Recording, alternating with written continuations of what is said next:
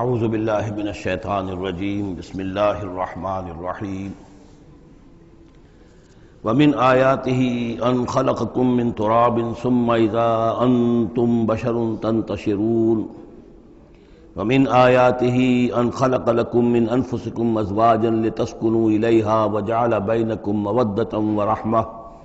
ان فی ذلک لآیات لقوم یتفکرون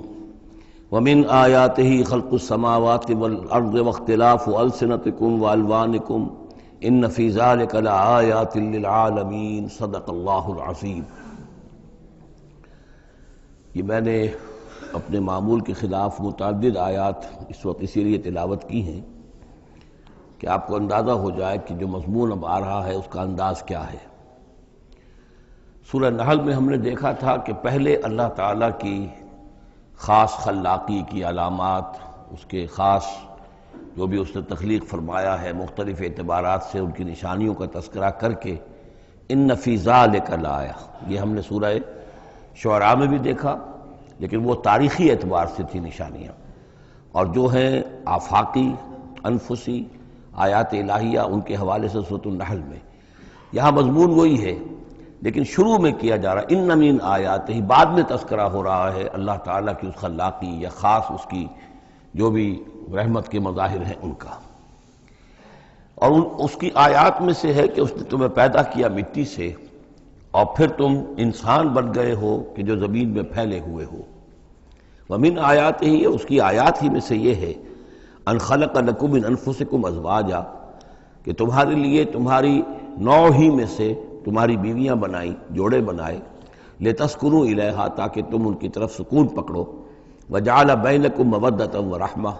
اور یہ کہ تمہارے مابین ایک دوسرے کے لیے محبت اور رحمت پیدا کر دی۔ ان فی ذلک لآیات لقوم یتفکرون، یقیناً اس میں آیات ہیں ان لوگوں کے لیے جو غور و فکر کریں۔ ومن آیاتہ خلق السماوات والارض، اور اس کی آیات میں سے ہے آسمان اور زمین کی تخلیق، واختلاف السنتکم والوانکم،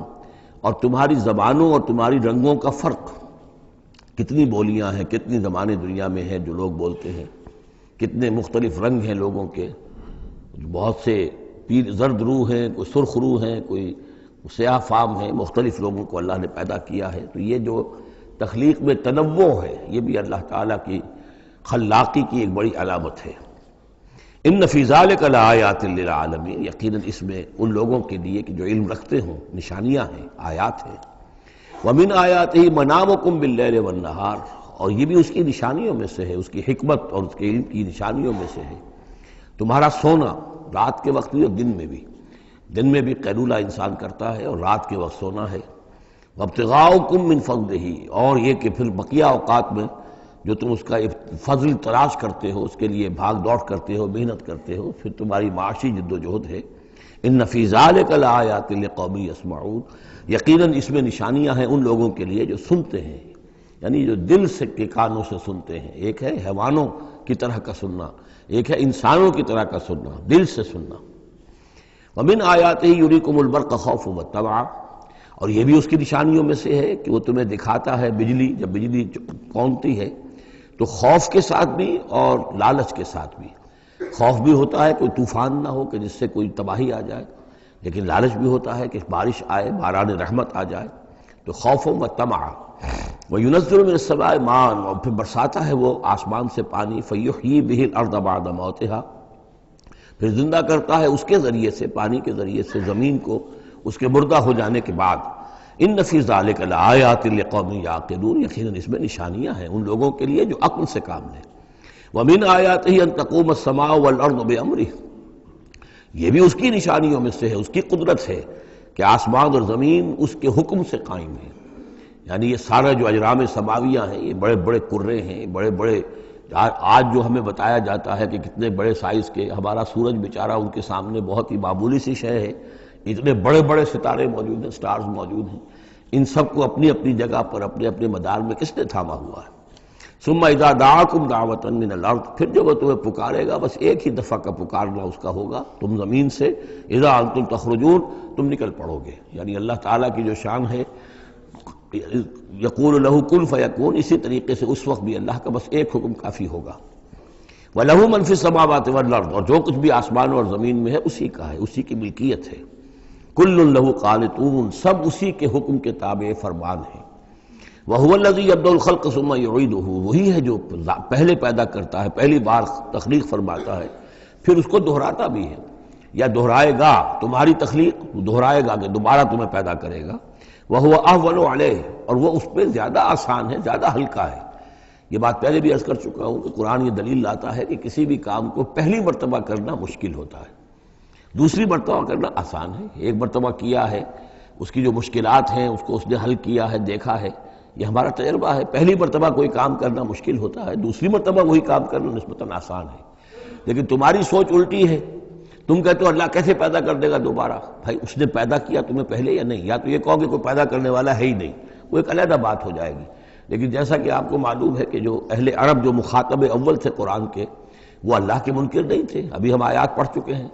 وَلَئِن سَأَلْتَهُم مَّن خَلَقَ السَّمَاوَاتِ وَالْأَرْضَ لَيَقُولُنَّ اللَّهُ، اگر آپ ان سے پوچھیں کہ کس نے پیدا کیا آسمان اور زمین، فوراً کہیں گے کہ اللہ نے پیدا کی۔ وہ اللہ کو خالق مانتے تھے۔ تو اللہ نے تمہیں پہلی مرتبہ اگر پیدا کیا ہے تو پھر دوسری مرتبہ تمہارا پیدا کرنا اس کے لیے بھاری کیوں ہو؟ وَهُوَ أَهْوَنُ عَلَيْهِ، بلکہ جو بھی اصول ہے اس کے مطابق تو اسے اس کے لیے زیادہ آسان ہونا چاہیے، اور ہے بالفعل وہ اس کے لیے آسان ہے۔ وَلَهُ الْمَثَلُ الْأَعْلَىٰ، اور اس کی بڑی بلند شانیں ہیں۔ اصل میں مثال کا لفظ استعمال ہوا، مثلا ان کی مثال، لیکن اللہ تعالیٰ کے لیے چونکہ کوئی مثال کا لفظ بھی استعمال کرنا زیادہ موضوع ہماری سمجھ میں نہیں ہے، تو اس کو ترجمہ بہتر ہے کہ شان، اس کی بہت بلند شان ہے۔ وَلَهُ الْمَثَلُ الْأَعْلَىٰ فِي السَّمَاوَاتِ وَالْأَرْضِ، آسمانوں اور زمین میں۔ وَهُوَ الْعَزِيزُ الْحَكِيمُ، اور یقیناً وہ زبردست ہے، کمال حکمت والا۔ ضرب لکم مثلا من انفسکم، وہ تمہارے لیے تمہارے ہی جیوں میں سے، تمہاری اپنی سوچ جو ہے اس کے حوالے سے ایک مثال بیان کرتا ہے۔ هل لکم مما ملکت ایمانکم من شرکاء فیما رزقناکم فانتم فیہ سواء، کیا تمہارے لیے جو تمہارے ملک یمین ہیں، غلام ہیں، لونیاں ہیں، کیا وہ شریک بھی بن جاتے ہیں تمہارے اس چیز میں کہ جو ہم نے تمہیں رزق دیا ہے؟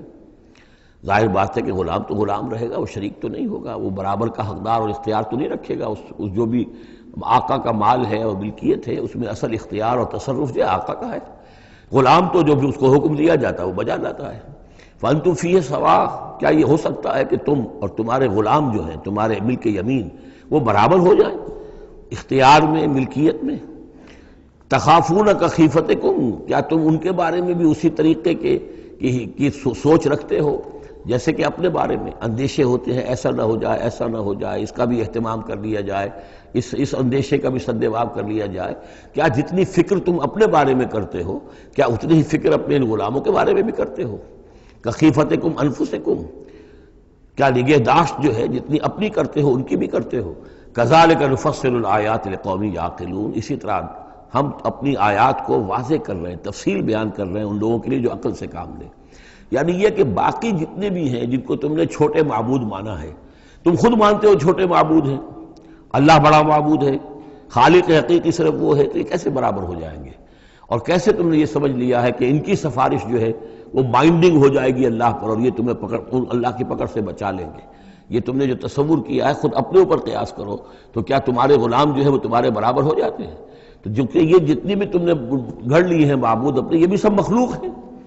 چاہے وہ من گھڑت ہیں تمہارے جن کی کوئی حقیقت ہے ہی نہیں، اور چاہے یہ کہ وہ ملائکہ ہوں یا انبیاء ہوں یا اولیاء اللہ، وہ سب مخلوق ہیں۔ تو اللہ کے لیے تو سب غلام ہیں، تو اللہ کے برابر کیسے ہو جائیں گے؟ بل اتبع الذین ظلموا اہواءہم، حقیقت یہ ہے کہ ان ظالموں نے اپنی خواہشات کی پیروی کی ہے، بغیر علم، بغیر کسی علم کے، بغیر کسی سند کے۔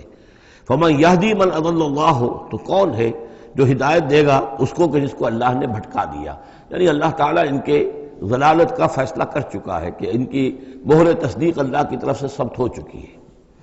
وما لهم من ناصرین، اور اب ان کے لیے کوئی مددگار نہیں ہے۔ فاقم وجہک للدین حنیفا، یہ آیات بہت اہم ہیں جو آ رہی ہیں آگے، اور دین کا جو اصل روح ہے اور اس کی یعنی جو جڑ اور بنیاد ہے۔ فاقم وجہک للدین حنیفا، تو قائم رکھو، سیدھا رکھو اپنے چہرے کو اللہ کے دین کی طرف، حنیفا، یکسو ہو کر، یہ توحیدی شان ہو کہ میری اطاعت، ان صلاتی و نسکی و محیایا و مماتی للہ رب العالمین، جیسے حضرت ابراہیم نے فرمایا تھا انی وجہت وجہی للذی فطر السماوات والارض حنیفا وما انا من المشرکین،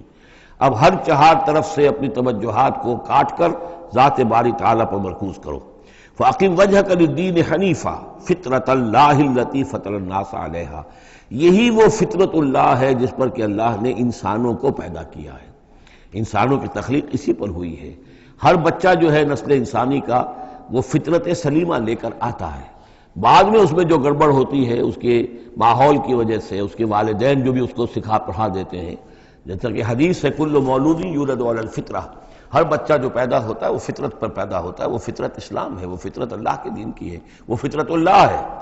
فَأَبَوَاهُ يُهَوِّدَانِهِ أَوْ يُمَجِّسَانِهِ أَوْ يُنَصِّرَانِهِ، یہ تو پھر اس کے ماں باپ ہیں جو اسے یہودی یا نصرانی یا مجوسی بنا دیتے ہیں۔ تو یہاں فرمایا فطرت اللہ التي فطر الناس علیہا، لا تبدیل لخلق اللہ، اللہ کی خلق میں، اللہ کی تخلیق میں کوئی تبدیلی نہیں ہو سکتی۔ ذالک الدین القیم، بس یہی دین ہے قائم رہنے والا سیدھا دین۔ ولکن اکثر الناس لا یعلمون، لیکن اکثر لوگ علم نہیں رکھتے۔ منیبین الیہ، تو فاقم وجہک للدین حنیفا، اسی کے ساتھ کنٹینویشن سمجھیے، منیبین الیہ،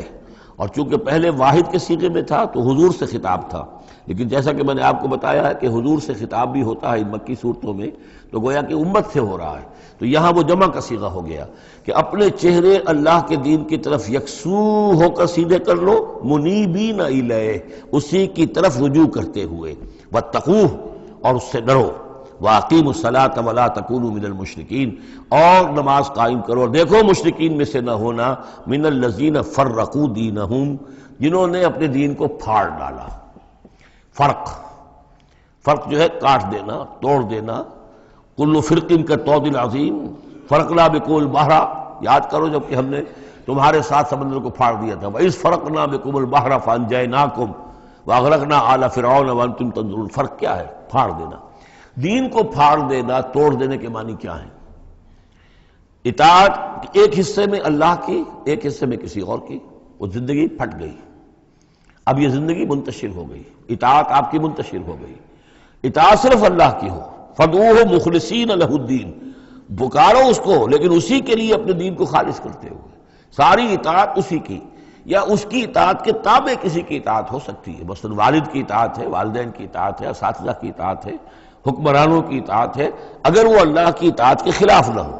اللہ کی اطاعت کے اندر اندر ہے کوئی حرج نہیں، جس کی چاہو بات مانو، والدین کی مانو، اساتذہ کی مانو، اپنے پیروں کی مانو، جس کی چاہو مانو، حکام کی مانو، بشرطے کہ اس سے اللہ تعالیٰ کا کوئی حکم نہ ٹوٹتا ہو۔ لا طاعۃ لمخلوق فی معصیۃ الخالق، مخلوق میں سے کسی کی اطاعت نہیں کی جائے گی جس سے خالق کی نافرمانی لازم آتی ہو، بس یہ قانون ہے۔ تو من الذین فرقوا دینہم، کہ جنہوں نے اپنے دین کے ٹکڑے ٹکڑے کر دیے، وکانوا شیعا، وہ خود ان کو ایک ایک ٹکڑا لے کر علیحدہ ہو گئے، کل حزب بما لدیہم فرحون، اور ان میں سے ہر جماعت جو ہے جو کچھ ان کے پاس ہے اسی پر وہ اترا رہی ہے، اسی کے اوپر مگن ہے، کسی نے کچھ لے لیا ہے دین کا حصہ، کسی نے کوئی دین کا حصہ لے لیا ہے۔ وَإِذَا مَسَّ النَّاسَ ضُرٌّ دَعَوْا رَبَّهُمْ مُنِيبِينَ إِلَيْهِ، اور جب انسانوں کو کوئی تکلیف پہنچتی ہے، سختی پہنچتی ہے، تو وہ پکارتے ہیں اللہ کو، اپنے رب کو، اسی کی جانب رجوع کرتے ہوئے۔ ثم اذا اذاقهم منه رحمۃ، پھر جب اللہ تعالیٰ انہیں اپنی رحمت کا مزہ چکھاتا ہے، اذا فریق منهم بربهم یشرکون، تو ان کی ایک جماعت اور ان کا ایک گروہ جو ہے اپنے رب کے ساتھ شرک کرنے لگتا ہے۔ لیکفروا بما آتیناکم، تاکہ کفر کریں ان چیزوں کے ساتھ جو ہم نے انہیں دی ہیں، یعنی ہماری دی ہوئی شے ہے، رزق ہماری ہے، لیکن اس کو وہ کفر کے لیے استعمال کر رہے ہیں۔ فتمتعوا، اچھا ٹھیک ہے، جو بھی تمہیں فائدہ اٹھانا اٹھا لو، چند دن کی زندگی ہے، بالآخر تو تمہیں ہمارے پاس آنا ہے، یہ تمہارا طرز عمل جو ہے وہ اسی مہلت کے اندر اندر جو تم چاہو کرو، فسوف تعلمون، پھر یہ کہ عنقریب تمہیں معلوم ہو جائے گا کہ اصل حقیقت کیا ہے۔ کلا سوف تعلمون ثم کلا سوف تعلمون، ایک وقت آئے گا جب کہ اصل حقائق جو ہے وہ منکشف ہو جائیں گے۔ ام انزلنا علیہم سلطانا فہو یتکلم بما کانوا بہ یشرکون، کیا ہم نے ان کے اوپر کوئی ایسی سند اتاری ہے جو ان سے یہ کہہ رہی ہو اور ان چیزوں کی تصدیق کر رہی ہو کہ جن کے یہ شرک کر جس کو شریک کر رہے ہیں، یعنی کوئی آسمانی کتاب آئی ہو جس نے انہیں یہ بتایا ہو۔ اب یہاں دیکھیں لفظ یتکلم آیا، جو بات کرتی ہو ان سے، یہی لفظ ہے جو کہ علامہ اقبال نے قرآن کے لیے استعمال کیا ہے، مثل حق پنہا و ہم پیداستو زندہ و پائندہ و گویاستو۔ یہ قرآن جو ہے خود کلام کرتا ہے، آپ اس سے گفتگو تو کیجئے، یہ آپ سے کلام کرے گا، آپ سے بات کرے گا۔ تو پوچھا گیا یہ کہ ام انزلنا علیہم سلطان فہو یتکلم بما کانوا بہ یشرکون، تو کیا ہم نے ان کے اوپر کچھ سند اتاری ہے جو ان سے گفتگو کرتی ہو، جس نے انہیں یہ بتایا ہو کہ یہ شرک کرو، یہ بھی اللہ کے ساتھ شریک ہے، اور یہ بھی اللہ کے ساتھ شریک ہے، اور یہ بھی اللہ کے ساتھ شریک ہے۔ وَإِذَا أَذَقْنَا النَّاسَ رَحْمَةً فَرِحُوا بِهَا، اور جب ہم لوگوں کو اپنی رحمت کا مزہ چکھاتے ہیں تو پھر وہ بڑے اتراتے ہیں، فخر کرتے ہیں، پھولے نہیں سماتے۔ وَإِن تُصِبْهُمْ سَيِّئَةٌ، اور اگر کہیں کوئی تکلیف آ جاتی ہے، مصیبت آ جاتی ہے، بِمَا قَدَّمَتْ أَيْدِيهِمْ، اور وہ آتی بھی ہے ان کے اپنے ہاتھوں کے کرتوتوں کے باعث، جو ان کے ہاتھوں نے آگے بھیجا ہوتا ہے، اذا ہم یقنطون، تو وہ بالکل مایوس ہو جاتے ہیں، ان کی اور آس توڑ کر بیٹھ جاتے ہیں، ان کی کمر ٹوٹ جاتی ہے۔ اولم یروا ان اللہ یبسط الرزق لمن یشاء ویقدر، کیا وہ دیکھتے نہیں ہیں کہ اللہ تعالیٰ ہی ہے کہ جو رزق کو کھول دیتا ہے، پھیلا دیتا ہے، کشادہ کر دیتا ہے جس کے لیے چاہتا ہے، ویقدر، اور ماپ تول کر دینے لگتا ہے، راشننگ کر دیتا ہے، یعنی تھوڑا تھوڑا دیتا ہے جس کو چاہتا ہے۔ ان فی ذلک لآیات لقوم یؤمنون، یقیناً اس میں نشانیاں ہیں ان لوگوں کے لیے جو مانتے ہیں، جو ماننے والے ہیں، جو یقین کرنا چاہیں۔ فآت ذی القربى حقہ، تو اپنے قرابت دار کو اس کا حق ادا کرو، والمسکین، اور مسکین کو بھی، وابن السبیل، اور مسافر کو بھی۔ ذالک خیر للذین یریدون وجہ اللہ، یہی بہتر روش ہے ان لوگوں کے حق میں جو اللہ کی رضا چاہتے ہیں، اللہ کا چہرے کے طالب ہیں۔ وَأُولَٰئِكَ هُمُ الْمُفْلِحُونَ، اور یقین یہی لوگ ہیں کہ جو فلاح پانے والے ہیں۔ وَمَا آتَيْتُم مِّن رِّبًا لِيَرْبُوَ فِي أَمْوَالِ النَّاسِ، یہ آیت میں نے کوٹ کی تھی جب ہم سورہ بقرہ کی آیات پڑھ رہے تھے۔ اور جو کچھ تم دیتے ہو سود پر، یعنی یہ کہ ایک شخص ہے، اس کے پاس جو کچھ بچ گیا ہے، بچت ہے اس کی، اب اس کی دو شکلیں ہیں، یا تو اس بچت کو وہ اللہ نے جن لوگوں کو کم دیا ہے، جو محتاج ہیں، ان کو دے دے، اللہ کے ہاں اجر و ثواب لے لے، اللہ کے دین کے لیے لگا دے، اس کا بھی اجر و ثواب اللہ دے گا، یا بس آخری درجے میں یہ ہے کہ کسی کو قرض حسنہ دے دے تاکہ وہ اپنی ضرورت پوری کر لے اور پھر وہ رقم تمہیں واپس کر دے۔ اس سے آگے تم یہ چاہو کہ میں یہ اپنا مال جو ہے کہیں اور انویسٹ کروں، کوئی اور آدمی محنت کرے، اس کی محنت سے جو اس کی محنت سے بڑھوتری ہوگی تو آپ کو بھی اس میں سے حصہ مل جائے۔ اور اس کی بدترین شکل جو ہے پھر یہ ہے کہ سود کے اوپر رقم دی، اور وہ یہ ہے کہ آپ اس میں سے بغیر اس کے کہ آپ کوئی محنت کر رہے ہوں یا کوئی مشقت کر رہے ہوں، اس کی جو ہے آپ کو، جس کو نفع کہہ رہے ہیں آج کل، وہ سود آپ کو ملتا چلا جائے۔ تو یہاں ان کو مقابلے میں لائے ہیں، یعنی بچت جو ہے آپ کی، سیونگز جو ہیں آپ کی، یہ گویا کہ سرپلس ویلیو ہے اسلام کے نقطہ نگاہ سے، یہ عفو ہے، اس کو خرچ کر دینا چاہیے۔ ایمان کا تقاضا یہ ہے، یسألونک ماذا ینفقون قل العفو، وہ اللہ کے لیے، اللہ کے دین کے لیے، محتاجوں کے لیے، غرباء کے لیے صرف کر دیا جائے۔ لیکن یہ ہے کہ اتنی ہمت نہیں ہے کہ صدقہ دے دیا جائے، تو پھر یہ کہ قرض حسن دیا جائے، یا یہ کہ کسی اور شکل کے اندر جو ہے وہ کسی آدمی کی مدد کر دی جائے، تو یہ ساری چیزیں ہیں۔ لیکن آخری شکل جو ہے اسلام میں، یہ بھی جو بعد میں پھر شریعت کے احکام مدور ہوئے ہیں، تو ایک صورت دی گئی ہے کہ آپ مزاربت پر دے دیں۔ مزاربت یہ ہے کہ آپ کا وہ جو رقم ہے وہ کوئی اور شخص کام کرے گا، اگر تو کوئی نفع ہو جائے تو کچھ آپ بھی لے لیں اور کچھ وہ لے لیں، نقصان ہو جائے تو سارا نقصان آپ برداشت کریں گے، جس کے پاس وہ سرپلس منی تھی، اس کا کوئی تاوان جو ہے وہ جو عامل ہے اس کے اوپر نہیں آئے گا۔ یہ تو تفاصیل بات کی ہیں، لیکن اصل میں جو قرآن مجید سامنے لاتا ہے وہ ہے صدقات اور انفاق فی سبیل اللہ ورسس سود، ربا، کہ کوئی شخص اپنی بچت کا مصرف کیا بناتا ہے، وہ بچت دیتا ہے اللہ کی رضا حاصل کرنے کے لیے، آخرت کا اجر و ثواب حاصل کرنے کے لیے، یا بچت کو انویسٹ کر کے اور دنیا ہی میں کمانا چاہتا ہے۔ یہ دو ذہنیتیں ہیں جو ایک دوسرے سے بالکل مختلف ہیں اور متضاد ہیں۔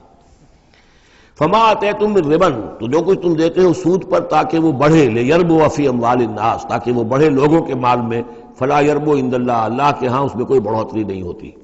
وما آتیتم من زکوٰۃ، اور جو تم زکوٰۃ دیتے ہو، یعنی اس طریقے سے صدقہ ہے، خیرات ہے، تریدون وجہ اللہ ہے، اور اس سے تم چاہتے ہو اللہ کی رضا، اللہ کا چہرہ، مراد وہی اللہ کی رضا، فاولئک هم المضعفون، یہ لوگ ہیں جو اپنی جو بچت ہے اس کو دگنا کر رہے ہیں،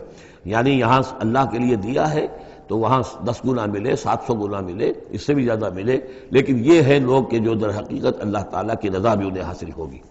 اللہ الذی خلقکم ثم رزقکم ثم یمیتکم ثم یحییکم، اللہ ہی ہے جس نے تمہیں پیدا کیا، پھر تمہیں رزق دیا، پھر وہ تمہیں مارے گا، پھر وہ تمہیں زندہ کرے گا۔ حل من شرکائکم من یفعل من ذلکم من شیء، کیا تمہارے شریکوں میں سے بھی کوئی ہے جس کے بارے میں تمہارا گمان تک ہو کہ وہ یہ کام کرتے ہیں؟ کیا لات عزیٰ منات یہ کرتے ہیں یہ کام؟ کوئی بھی ان کے عقیدے میں ایسی بات موجود نہیں تھی۔ وہ تو ہؤلاء شفعاؤنا عند اللہ کہتے تھے کہ ہمارے شفیع ہیں، بس ہمارے سفارشی ہیں۔ سبحانہ، اللہ پاک ہے، وتعالی، اور بہت بلند و بالا ہے، عما یشرکون، اس شرک سے جو یہ کر رہے ہیں۔ ظہر الفساد فی البر والبحر بما کسبت ایدی الناس، بحر و بر میں فساد رونما ہو چکا ہے بسبب اس کمائی کے کہ جو لوگوں کے ہاتھوں نے کی ہے۔ یہ آیت جتنی آج روشن ہو کر پورے دنیا کے افق کے اوپر جو ہے یوں سمجھیے کہ نمایاں ہو رہی ہے، شاید جس وقت نازل ہوئی تھی اتنی نمایاں اس وقت بھی نہ ہو، اس لیے کہ اس وقت پوری دنیا کا کیا اندازہ تھا، لوگوں کو بہت کم اندازہ تھا، پوری دنیا کی وسعت کا اندازہ بھی نہیں تھا۔ آج جس طریقے سے فساد رونما ہو چکا ہے پوری زمین میں، اور جس طرح کے تصادم ہیں، جس طرح کے مقابلے ہو رہے ہیں، جس طرح کی بد امنیاں ہیں، جس طرح کے فسادات ہیں، تو ظاہر الفساد فی البر والبحر، بر و بحر میں فساد رونما ہو چکا ہے بما کسبت ایدی الناس، لوگوں کی اپنے ہاتھوں کی کمائیوں کے باعث، لیذیقہم بعض الذی عملوا، اور یہ اس لیے ہے کہ اللہ تعالیٰ انہیں ان کے بعض اعمال کا مزہ چکھائے، یعنی بعض الذی عملوا، اگر تو سارے اعمال کا اللہ تعالیٰ یہیں پر اگر سزا دینی شروع کر دے تو کوئی آدمی بچے ہی نہ، ما بقا علی ظہرہ دابہ، تو کوئی بھی ایک بھی انسان نہ رہے زمین کے اوپر، لیکن کچھ اللہ تعالیٰ جو ہے وہ عذاب دیتا ہے، لعلہم یرجعون، تاکہ یہ لوٹیں پھریں، سوچیں، غور کریں، توبہ کریں، رجوع کریں۔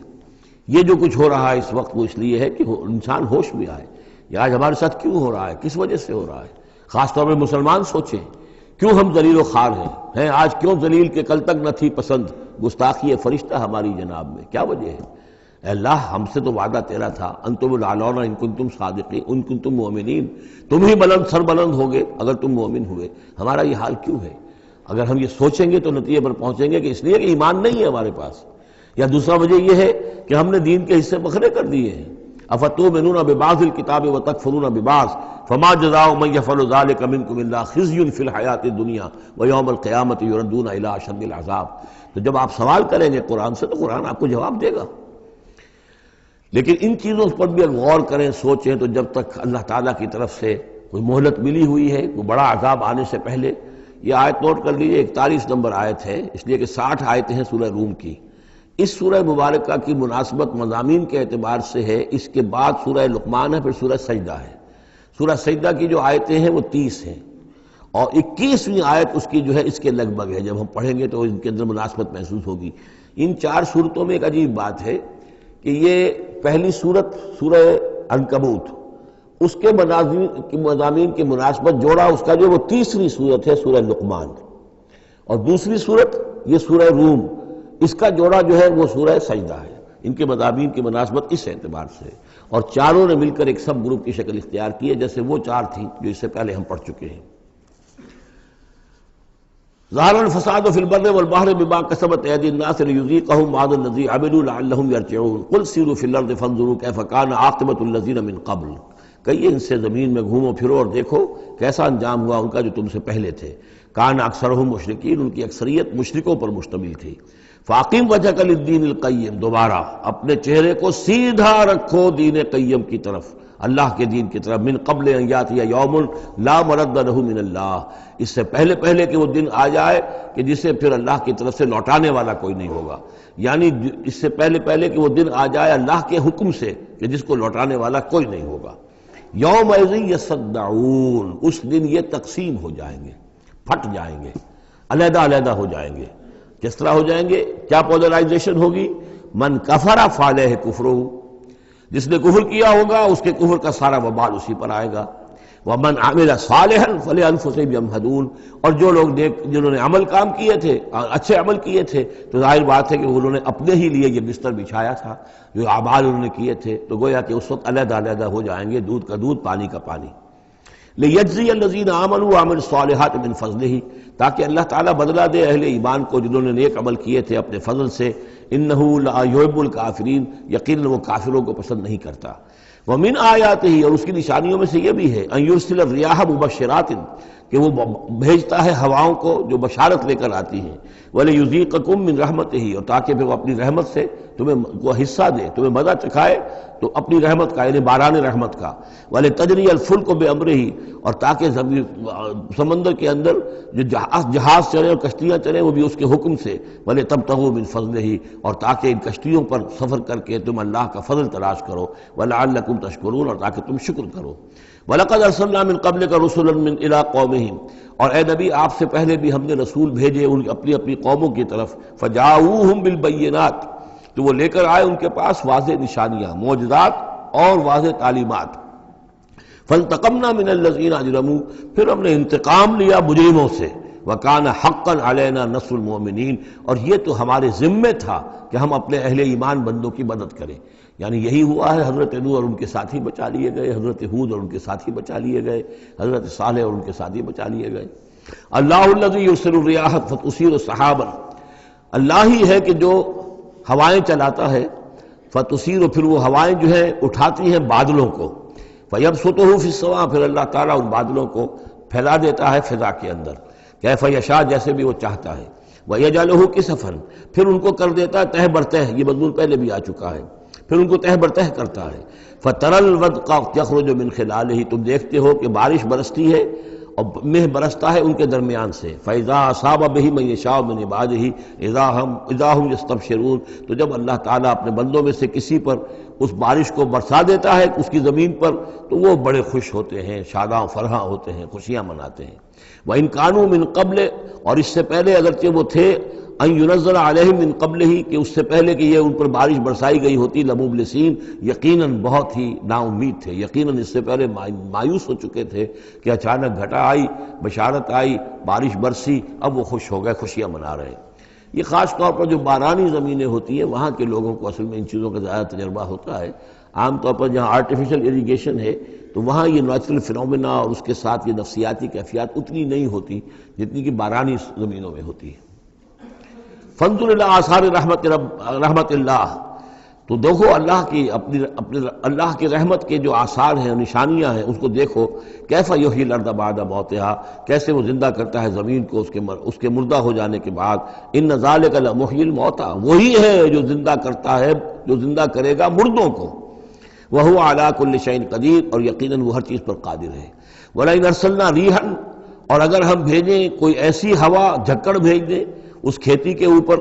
وہ کھیتی کو تباہ و برباد کر دے، فراؤ مصفرا، اور دیکھیں کہ وہ کھیتی تو پیلی پڑ گئی، زرد پڑ گئی، کوئی ایسا آ گیا، کوئی باد سرسر کا جھونکا آ گیا، کیا ہوا؟ فَلَظَلُّوا مِن بَعْدِهِ يَكْفُرُونَ، تو پھر وہ اس کے بعد جو ہے وہ پھر ناشکری کرنے لگتے ہیں اللہ کے جناب میں، کہ ہمارے اوپر تو اللہ کی کوئی رحمت کبھی ہوئی ہی نہیں، ہمارے لیے تو ہماری تو قسمت پھوٹی ہوئی ہے، اللہ تعالیٰ کی طرف سے ہمیں کبھی کوئی خیر ملا ہی نہیں۔ فَإِنَّكَ لَا تُسْمِعُ الْمَوْتَىٰ، تو اے نبی آپ نہیں سنا سکتے مردوں کو، وَلَا تُسْمِعُ الصُّمَّ الدُّعَاءَ اذا ولوا مدبرین، نہ ہی آپ ایسے بہرے لوگوں کو سنا سکتے ہیں اپنی پکار اور اپنی دعوت کہ جو پیٹھ موڑ کر بھی چلے گئے ہوں۔ یعنی بہرا جو ہے اگر آپ کے آمنے سامنے رو در رو ہے تو کم سے کم اشاروں کے نائوں میں کوئی بات اسے سمجھائی جائے، لیکن یہ لوگ جو ہیں یہ تو ایسے بہرے ہیں کہ جو ساتھ ہی پیٹھ موڑ کر چل بھی دیے ہیں، لہذا اب کوئی شکل نہیں ہے کہ آپ اپنی دعوت اور جو بھی ابلاغ و تبلیغ ہے اس کا ان کے اوپر کوئی اثر پیدا کر سکیں۔ وَمَا أَنْتَ بِهَادِ الْعُمْيِ عَنْ ضَلَالَتِهِمْ، اسی طرح آپ اندھوں کو ان کی گمراہی اور ان کی ضلالت سے، بھٹکنے سے آپ بچا نہیں سکتے، ہدایت نہیں دے سکتے۔ ان تسمع الا من یؤمن، آپ نہیں سنا سکتے مگر انہی کو جو مانتے ہیں، بآیاتنا، ہماری آیات کو، فہم مسلمون، بس وہ ہماری فرما برداری اختیار کرتے ہیں۔ اللہ الذی خلقکم من ضعف، وہ اللہ ہی ہے جس نے تمہیں بنایا کمزوری سے، یعنی جب تم پیدا ہوتے ہو تو بہت کمزور ہوتے ہو، ثم جعل من بعد ضعف قوۃ، پھر تمہاری اس کمزوری کے بعد اللہ تعالیٰ تمہیں قوت عطا فرماتا ہے، جوانی آتی ہے، آدمی کڑیل جوان بنتا ہے، پھر اس کی ثم جعل من بعد قوت ضعفا، پھر قوت کے بعد پھر ضعف آ جاتا ہے، پھر یہ ادھیڑ عمر ہوئی اور قوا کے اندر جو ہے اضمحلال پیدا ہونا شروع ہوا، پھر بڑھاپا آ گیا، وشیبہ، اور پھر یہ کہ سفید بال ہو جاتے ہیں۔ یخلق ما یشاء، اللہ تعالیٰ پیدا کرتا ہے، تخلیق فرماتا ہے جو چاہتا ہے، وہو العلیم القدیر، اور یقیناً وہ سب کچھ جاننے والا اور ہر شے پر قدرت رکھنے والا ہے۔ وَيَوْمَ تَقُومُ السَّاعَةُ يُقْسِمُ الْمُجْرِمُونَ، اور جس دن قیامت قائم ہوگی قسمیں کھائیں گے یہ مجرم، ما لبثوا غیر ساعت، نہیں رہے وہ سوائے ایک گھنٹے کے، ایک گھڑی کے، بس ایک گھڑی رہے دنیا میں اور یا اس عالم برزخ میں، اس سے زیادہ نہیں۔ کذالک کانوا یؤفکون، جس طرح اس وقت ان کے جو ہے ہوش ٹھکانے نہیں ہوں گے، اسی طرح وہ دنیا میں بھی اچک لیے جاتے تھے، یعنی حقیقت کو نہیں سمجھتے تھے، حقیقت کو نہ تسلیم کرتے تھے نہ مانتے تھے۔ وقال الذین اوتوا العلم، اور کہیں گے وہ لوگ کہ جن کو کہ علم حاصل تھا، جو صاحب شعور تھے، والایمان، اور جن کو ایمان حاصل تھا، لقد لبثتم فی کتاب اللہ الی یوم البعث، اے بدبختو تم رہے ہو اللہ کے حساب اور اللہ کی کتاب کے مطابق یوم بعث تک۔ یہ سارا تم ایک گھنٹہ جسے کہہ رہے ہو یہ عالم برزخ تھا، بڑا طویل برزخ کا عالم تھا۔ اب ظاہر بات ہے جو انسان آج سے 5000 پہلے مر چکا ہے، 5000 برس تو اس کے برزخ میں پہلے ہی گزر چکے ہیں، ابھی یہ کہ اور کتنا وقت آنا ہے، تو وہ کہیں گے اہل ایمان یہ تو اصل میں عالم برزخ کا وقفہ تھا۔ فہذا یوم البعث، اور اب جو تمہاری آنکھ کھلی ہے تو یہ ہے یوم بعث، یہ یوم قیامت ہے، یہ اٹھنے کا دن ہے۔ وَلَٰكِنَّكُمْ كُنْتُمْ لَا تَعْلَمُونَ، لیکن یہ کہ تم علم نہیں رکھتے تھے، تم نے ان چیزوں کو نظر انداز کر دیا تھا، ان کے بارے میں غور کرنا ہی پسند نہیں کیا تھا۔ فَيَوْمَئِذٍ لَا يَنفَعُ الَّذِينَ ظَلَمُوا مَعْذِرَتُهُمْ، تو آج پھر جن لوگوں نے ظلم کیا، زیادتی کی، گناہ کی زندگی بسر کی، اب ان کو کوئی فائدہ نہیں پہنچائے گی ان کا معذرت کرنا، عذر تراشنا، بہانے بنانا اور معافیاں مانگنا کام نہیں آئے گا۔ وَلَا هُمْ يُسْتَعْتَبُونَ، نہ ہی انہیں یہ موقع دیا جائے گا کہ وہ توبہ کریں، اب وہ وقت گزر چکا۔ دنیا میں موقع تھا جب تک موت نہیں آئی تھی، معلم یغرغر، جب تک کہ موت کے آثار شروع نہیں ہوئے ان کے لیے توبہ کا موقع تھا، لیکن اب انہیں یہاں پر توبہ کا موقع نہیں دیا جائے گا، ان کی توبہ جو ہے اب قبول نہیں ہوگی۔ وَلَقَدْ ضَرَبْنَا لِلنَّاسِ فِي هَذَا الْقُرْآنِ مِنْ كُلِّ مَثَلٍ، ہم نے تو لوگوں کے لیے اس قرآن میں ہر طرح کی مثالیں بیان کر دیں، ہر انداز میں سمجھا دیا۔ ایک پھول کا مضمون ہو تو 100 رنگ سے باندھیں، ہم نے یہ ہر طریقے سے بات جو ہے واضح کر دی ہے۔ وَلَئِنْ جِئْتَهُمْ بِآيَةٍ، اور جب آپ ان کے پاس اگر آپ لے آئے ان کے پاس کوئی نشانی، لَيَقُولَنَّ الَّذِينَ كَفَرُوا إِنْ أَنْتُمْ إِلَّا مُبْطِلُونَ، تو یہی کہیں گے یہ لوگ کافر کہ نہیں ہو مگر تم جھوٹ گھڑ رہے ہو، یہ جھوٹی باتیں ہیں، من گھڑت باتیں ہیں جو تم کر رہے ہو، یا یہ کہ تم نے کوئی جادو کر دیا ہے۔ كَذَلِكَ يَطْبَعُ اللَّهُ عَلَىٰ قُلُوبِ الَّذِينَ لَا يَعْلَمُونَ، اسی طرح اللہ مہر کر دیا کرتا ہے ان لوگوں کے دلوں پر جو علم نہیں رکھتے۔ فَاصْبِرْ، بس اے نبی صلی اللہ علیہ وسلم آپ صبر کیجئے۔ إِنَّ وَعْدَ اللَّهِ حَقٌّ، اور جیسا کہ میں نے عرض کیا یہ صرف حضور کے لیے نہیں ہے، حضور کی وساطت سے تمام مسلمانوں کو۔ تو اے نبی آپ اور اے اہل ایمان تم سب صبر کرو۔ ان وعد اللہ حق، اللہ کے وعدے پر یقین رکھو، اللہ کا وعدہ سچا ہے، اس کی مدد آئے گی، غلبہ دین کو ہوگا، حق کا ہوگا، لیکن یہ کہ اس کے ابھی بہرحال ابھی اس کے امتحان اور بھی ہیں، تمہارا امتحان تو لیا جائے گا۔ احسب الناس ان یترکوا ان یقولوا آمنا وهم لا یفتنون، پھر سورہ بقرہ کی آیت ذہن میں لائیے، وَلَنَبْلُوَنَّكُمْ بِشَيْءٍ مِّنَ الْخَوْفِ وَالْجُوعِ وَنَقْصٍ مِّنَ الْأَمْوَالِ وَالْأَنفُسِ وَالثَّمَرَاتِ، یہ اللہ امتحان تو لے گا، لیکن اللہ کے وعدے پر پختہ یقین رکھو۔ ان وعد اللہ حق وَلَا يَسْتَخِفَّنَّكَ الَّذِينَ لَا يُوقِنُونَ، اور دیکھنا کہیں وہ لوگ جو یقین نہیں رکھتے تمہیں ہلکا نہ کر دیں، یعنی تمہارے ان کا دباؤ جو ہے تم برداشت نہ کر سکو اور تم پیچھے ہٹ جاؤ، کوئی پسپائی اختیار کر لو۔ اس کے معنی کیا ہوئے؟ بڑے بودے نکلے، بڑے کمزور نکلے۔ دیکھنا کہیں ایسا نہ ہو کہ یہ تمہارے دشمن، یہ مشرک، یہ کافر جو دباؤ ڈال رہے ہیں، کہیں تمہارا بودا پن ظاہر ہو جائے اور وہ تمہیں ہلکا کر کے رکھ دیں۔ اس کی بجائے جمے رہو، ڈٹے رہو، کوئی ہمالیہ کی طرح کھڑے رہو، اور اللہ تعالیٰ کے دین کے لیے جو تن من دھن لگا رہے ہو اسی طریقے سے لگاتے رہو، بالآخر اللہ تعالیٰ تمہیں نجات دے گا، دنیا میں بھی آخرت میں بھی۔ سورۃ لقمان، بسم اللہ الرحمن الرحیم، الف لام میم، تلک آیات الکتاب الحکیم۔ اس سورہ مبارکہ کی ابتدائی آیات جو ہیں وہ سورہ بقرہ کی ابتدائی آیات سے بہت مشابہ بھی ہیں، اور دوسرے یہ کہ اس میں ایک لطیف فرق ہے، وہ ابھی آپ کے سامنے آ جائے گا۔ تلک آیات الکتاب الحکیم ھدی ورحمۃ للمحسنین الذین یقیمون الصلاۃ ویؤتون الزکاۃ وہم بالآخرۃ ہم یوقنون اولئک علی ھدی من ربہم واولئک ھم المفلحون۔ پانچویں آیت تو یہاں ہے وہی پانچویں آیت ٹھیک سورہ بقرہ کی ہے، اولئک علی ھدی من ربہم واولئک ھم المفلحون۔ پہلی آیت الف لام میم یہاں ہے، پہلی آیت الف لام میم سورہ بقرہ کی بھی ہے۔ نوٹ کیجئے کہ وہاں آیا تھا ھدی للمتقین، یہ تقوی والوں کے لیے، جن میں کوئی حق کی طلب ہے، جو چاہتے ہیں نیک راستے پر چلنا، جن میں طلب ہدایت ہے، ان کے لیے ہدایت ہے۔ یہاں ایک لفظ کا اضافہ کیا، اگلی منزل چونکہ بیان ہو رہی ہے، ہدی و رحمتن للمحسنین، یہ جو بلند ترین منزل ہے، جو احسان کے مقام تک پہنچ جائیں، ان کے حق میں یہ صرف ہدایت ہی ہدایت نہیں، رحمت بھی ہے۔ تو یہاں تقابل اگر کریں گے، الف لام میم ذالک الکتاب لا ریب فیہ ھدی للمتقین، یہاں فرمایا تلک آیات الکتاب الحکیم، یہ ایک بڑی حکمت بڑی کتاب کی آیات ہیں، اور یہ ہدایت ہے اور رحمت ہے محسنین کے حق میں۔ اور یہ محسنین جو ہے قرآن کی اصطلاح کے طور پر، جیسا کہ میں بیان کر چکا ہوں سورہ مائدہ میں، کہ یہ پہلا درجہ ہے اسلام، اس سے اوپر ایمان، اس سے اوپر احسان۔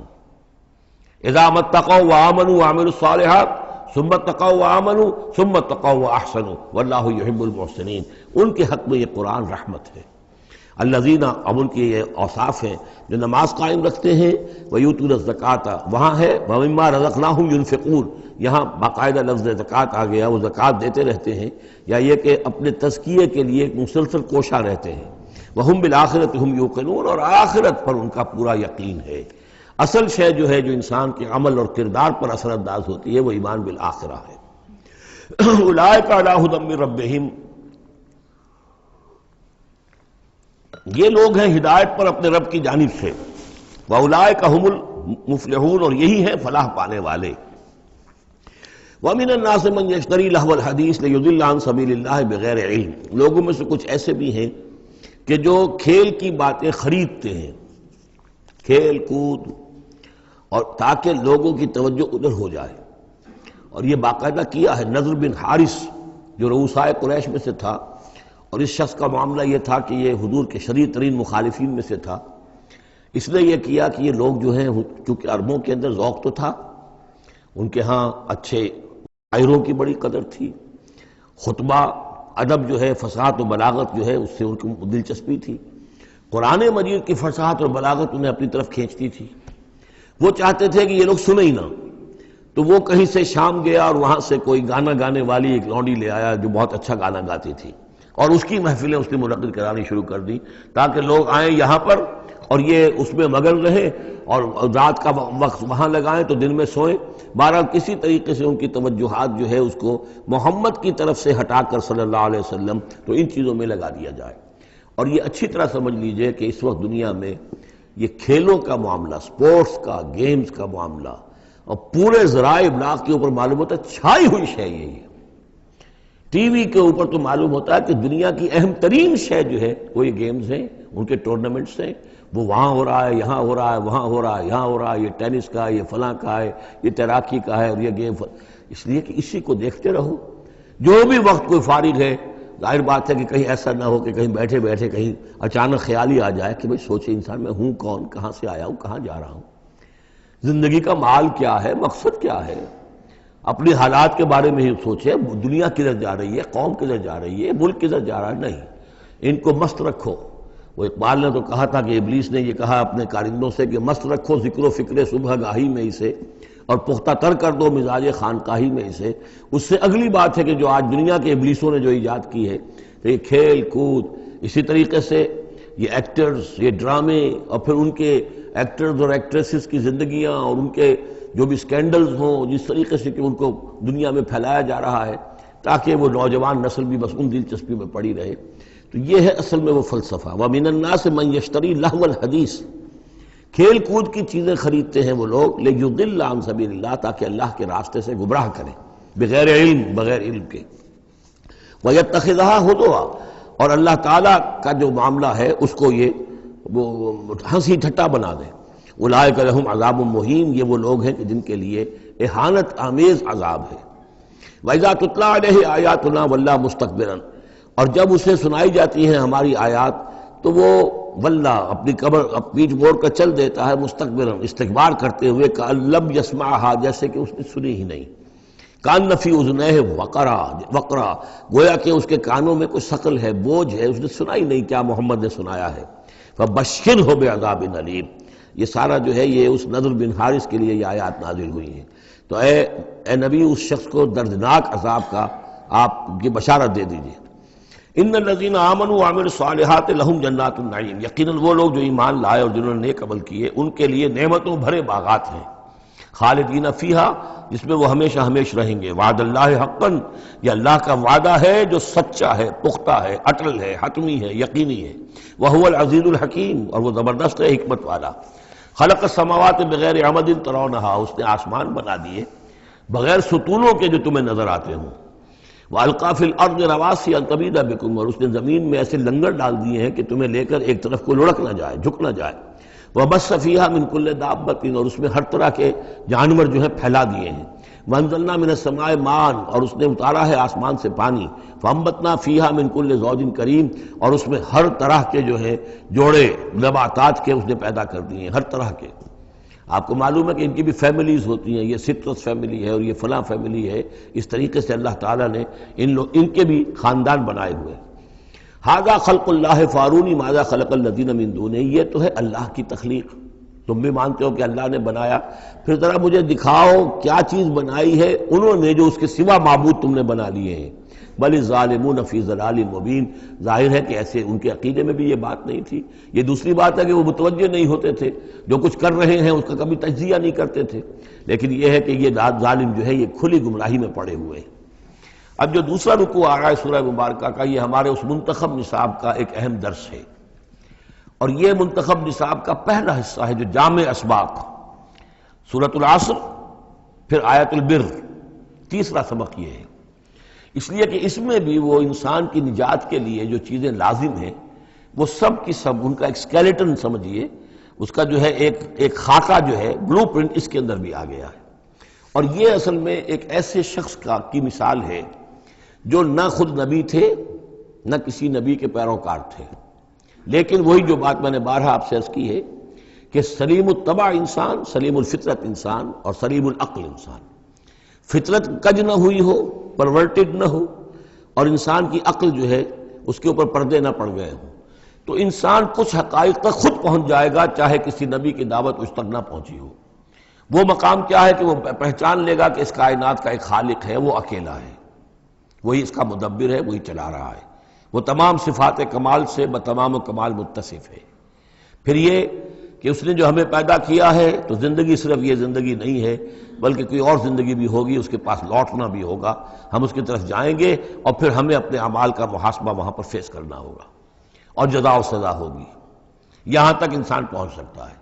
یعنی ایمان ابھی نہ کہیے، ایمان تو تصدیق کو کہتے ہیں، ایمان کا لفظ تو ہوتا ہے جبکہ نبی کی دعوت کی تصدیق کی جائے تو لفظ ایمان ہے،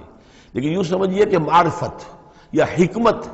معرفت اور حکمت کے یہ دو سٹیشنز ایسے ہیں کہ جس تک انسان پہنچ جاتا ہے بغیر وحی کی رہنمائی کے، اگر اس کی فطرت سلیم ہے، اس کی عقل سلیم ہے۔ اس کے بعد وہ سوال کرتا ہے، یہی میں نے سورہ فاتحہ میں آپ کو بتایا تھا کہ سورہ فاتحہ دعا ہے، لیکن کس شخص کی دعا ہے؟ عام آدمی کی دعا نہیں ہے، وہ ہمیں تلقین تو کی گئی ہے نماز میں، ہم وہی پڑھتے ہیں، لیکن اس میں پیش نظر کیا ہے کہ ایک شخص جو اپنی سلامتی طبع، سلامتی فطرت، سلامتی عقل سے یہاں تک تو پہنچ گیا کہ الحمدللہ رب العالمین الرحمن الرحیم مالک یوم الدین ایاک نعبد، یہاں تک تو وہ پہنچ گیا ہے۔ اے رب پھر تیری ہی بندگی کرنی چاہیے، تیری ہی مرضی پر چلنا چاہیے، لیکن تیری مرضی کس شے میں ہے یہ ہمیں معلوم نہیں،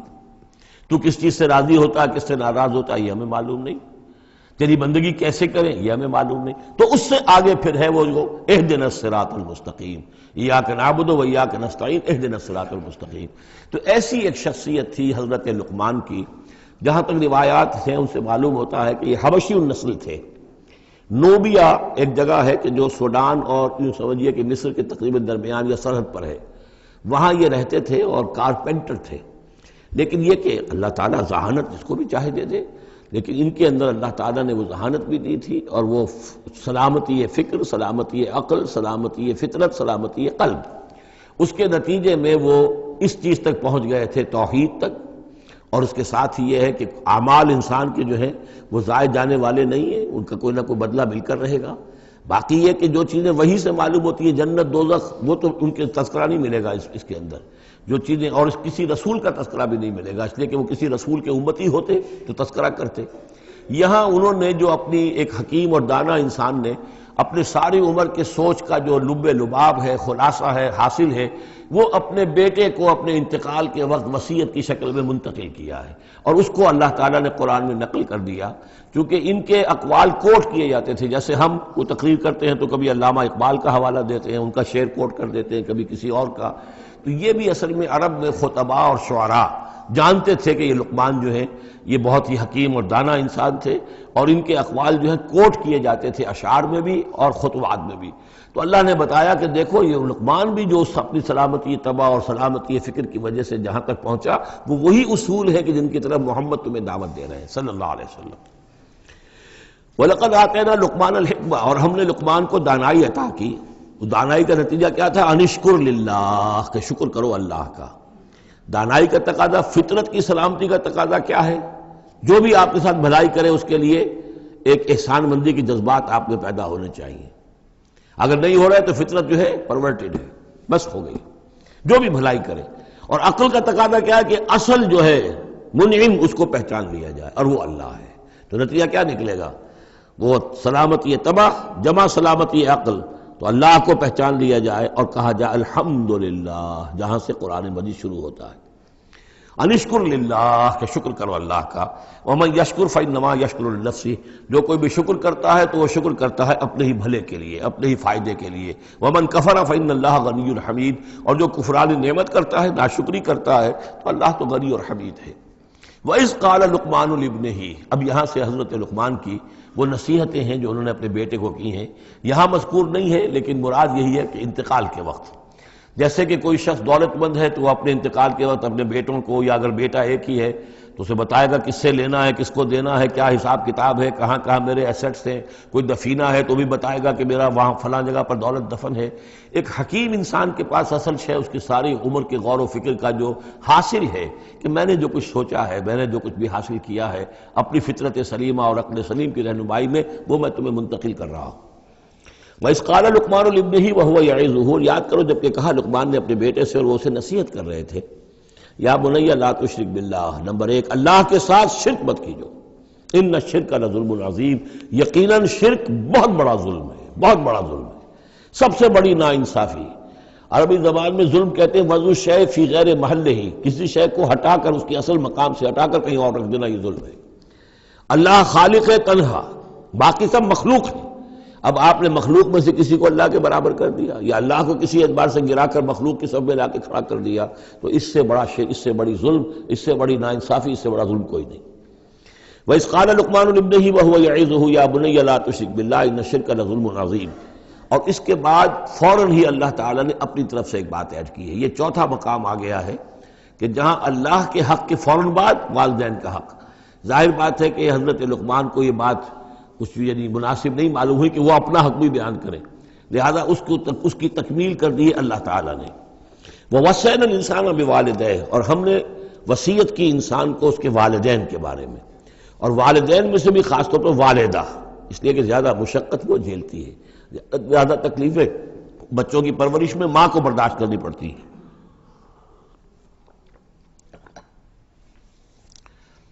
وَوَصَّيْنَا الْإِنسَانَ بِوَالِدَيْهِ حملتہ امہ وہنا علی وہن، اسے اٹھائے رکھا،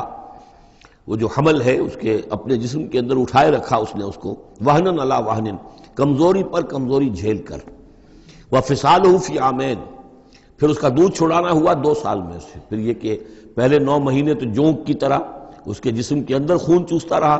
اور اس کے بعد پھر جو ہے دودھ اس کا جو ہے پیا ہے، تو وہ بھی اس کی توانائیاں اور اس کی قوت ہی ہے کہ جو دودھ کی شکل میں اس کے لیے غذا بنی ہے۔ انشکر لی ولوالدیک، کہ شکر کرو میرا اور اپنے والدین کا، الی المصیر، اور میری طرف تم کو لوٹ کر آنا ہے۔ اب دیکھیے جیسے میں نے وہاں عرض کیا تھا کہ سورہ عنکبوت میں اور اس میں بڑی مناسبت ہے ان دو میں، وہ مضمون اب یہاں بھی آ رہا ہے کہ اگر یہ 2 حق ٹکرا جائیں، ایک حق اللہ کا ہے شرک نہ کیا جائے، ایک حق والدین کے ساتھ حسن سلوک ہے، اب یہ ٹکرا گئے، والدین کہہ رہے ہیں شرک کرو، اب کیا کریں؟ وَإِن جَاهَدَاكَ عَلَىٰ أَن تُشْرِكَ بِي مَا لَيْسَ لَكَ بِهِ عِلْمٌ، اگر وہ تم سے جہاد کریں، تم پر دباؤ ڈالیں، تم سے لڑیں، تم سے جھگڑیں، اور تمہیں مجبور کریں کہ تم شریک کرو اور شرک کرو میرے ساتھ ایسی چیز کا کہ جس کا تمہارے پاس کوئی علم نہیں ہے، فَلَا تُطِعْهُمَا، تو ان کا کہنا مت مانو۔ وہاں پر بھی یہ مضمون آ چکا، یہاں دوبارہ آ گیا کہ ان کے حقوق ایک حد تک ہیں، اس سے آگے بڑھ کر وہ اللہ کے حقوق پر ڈاکہ ڈالنے لگے، بازی بازی بارش بابا ہم بازی۔ ان کے حقوق اللہ کے حقوق کے برابر نہیں ہو سکتے، ان کے حقوق اللہ کے حقوق سے فائق نہیں ہو سکتے، اس کے نیچے نیچے ہیں۔ تو شرک نہیں۔ البتہ یہاں یہ ذہن میں رکھیے کہ شرک صرف بت پرستی کو نہیں کہتے، لا تشرک، شرک کی کوئی قسم بھی ہو۔ اب اللہ کے کسی ایک حکم کو اگر والدین کہتے ہیں توڑو، اس کا کیا مطلب ہے؟ یہ شرک کا حکم دے رہے ہیں؟ اس لیے کہ آپ نے والدین کے کہنے پر اللہ کے حکم کی خلاف ورزی کی، اس کا مطلب ہے کہ آپ نے مطاع اور معبود والدین کو بنا لیا۔ نفس کے کہنے پر آپ حرام کے اندر منہ مار رہے ہیں تو آپ کا جو حرام جو دولت ہے وہ آپ کا معبود ہے، اور آپ کا نفس آپ کا معبود ہے۔ ارأیت من اتخذ الہہ ہواہ، کیا تم نے دیکھا اس شخص کو جس نے اپنی خواہش نفس کو اپنا معبود بنا لیا؟ تو شرک کا مفہوم جو ہے اس کا پورا وسیع مفہوم، اور جیسا کہ اس سے پہلے بھی تذکرہ ہو چکا ہے، اس پر الحمدللہ کہ میں نے تقریباً 20 سال پرانی بات ہے یہ، کہ میں نے اقسام حقیقت و اقسام شرک پر 6 گھنٹے کے کیسٹس جو ہیں میرے وہ ریکارڈڈ ہیں اور موجود ہیں۔ تو اس حوالے سے اس کو یہ نہیں سمجھنا چاہیے کہ شرک سے مراد صرف بت پرستی ہے۔ وَإِن جَاهَدَاكَ عَلَىٰ أَن تُشْرِكَ بِي مَا لَيْسَ لَكَ بِهِ عِلْمٌ فَلَا تُطِعْهُمَا، لیکن دیکھیے یہ ہے اللہ تعالیٰ کی تعلیم، اس کے اندر کیا توازن ہے۔ اس کا یہ مطلب نہیں ہے کہ والدین کے سارے حقوق ہی ساقط ہو گئے۔ اگر والدین مشرک ہیں، تمہیں شرک کرنے کا حکم دے رہے ہیں تو ان کا یہ حکم تو نہیں مانو گے، لیکن ان کے ساتھ حسن سلوک پھر بھی کرنا ہے۔ والد تو ہے نا، وہ والدہ تو ہے نا۔ وَصَاحِبْهُمَا فِي الدُّنْيَا مَعْرُوفًا، دنیا میں ان کے ساتھ رہو بہتر انداز میں، صحیح انداز میں خدمت ان کی کرو، اگر انہیں ضرورت ہے تو اپنا مال ان پر خرچ کرو۔ اس کے اندر یہ نہیں ہوگا کہ سارے حقوق ساقط ہو گئے، اب انہیں گالیاں دینی شروع کر دو یا ان کو جو ہے ستانا شروع کر دو، نہیں۔ لیکن اگر وہ اللہ کے حکم کے خلاف کوئی حکم دیتے تو مت مانو۔ وَاتَّبِعْ سَبِيلَ مَنْ أَنَابَ إِلَيَّ، اور پیروی کرو اس شخص کے راستے کی کہ جو میری طرف اپنا رخ کر چکا ہے۔ یعنی والدین کا اتباع نہیں ہے، والدین کی اطاعت نہیں ہے، والدین کے ساتھ حسن سلوک ہے۔ اطاعت ہوگی اگر اللہ کی اطاعت کے مطابق، اس کے دائرے کے اندر تو اطاعت بھی ہوگی، لیکن بالفعل اور آزادانہ کوئی اطاعت نہیں والدین کی۔ کہیں بھی قرآن مجید میں نہیں آیا اپنے والدین کی اطاعت کرو۔ کیا حکم دیا گیا؟ حسن سلوک، نیک سلوک، ان کی ضرورت، ان کی خبر گیری ہے، ان کی خدمت ہے، ان کی ضروریات کا لحاظ رکھنا، اس کا حکم ہے۔ باقی پیروی کرو اس شخص کی جس نے اپنا رخ میری طرف کر لیا ہے، وہ کوئی بھی ہے۔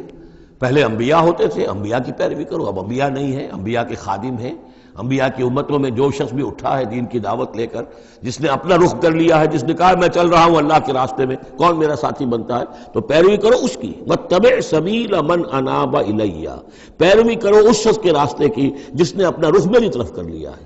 ثُمَّ إِلَيَّ مَرْجِعُكُمْ، پھر میری ہی طرف تم سب کا لوٹنا ہے۔ والدین بھی یہی آ جائیں گے میرے پاس، تم بھی آ جاؤ گے۔ فَأُنَبِّئُكُم بِمَا كُنتُمْ تَعْمَلُونَ، پھر میں تمہیں جتلا دوں گا جو کچھ کہ تم کرتے رہے تھے۔ اب یہاں بیچ میں جو آ گیا اللہ کی طرف سے آ گیا، یعنی حضرت لقمان کی نصیحت صرف ابھی ایک آئی تھی، یا بنی لا تشرک باللہ ان الشرک لظلم عظیم، اے میرے بچے شرک مت کرنا اللہ کے ساتھ، اس لیے کہ شرک جو ہے بہت بڑا ظلم ہے، بہت بڑی ناانصافی ہے۔ دوسری وصیت ان کی کیا ہے؟ یا بنی انہا ان تک مثقال حبۃ من خردل فتکن فی صخرۃ او فی السماوات او فی الارض یات بہ اللہ ان اللہ لطیف خبیر، اے میرے بچے عمل، خواہ وہ نیکی کا ہو خواہ بدی کا ہو، انہا، ہا کی ضمیر ہے عمل کی طرف، عمل خواہ ایک رائی کے دانے کے ہم وزن ہو۔ اب یہ سب سے چھوٹی چیز، رائی کا دانہ، فتیلہ، نقیرہ، یہ 3 چیزیں آتی ہیں قرآن مجید میں عام طور پر چھوٹی شے کے لیے، لا یظلمون فتیلہ، لا یظلمون نقیرہ، اور یہ کہ رائی کا دانہ، رائی کا دانہ بہت چھوٹا، تو چاہے وہ نیکی یا بدی ہو رائی کے دانے کے ہم وزن،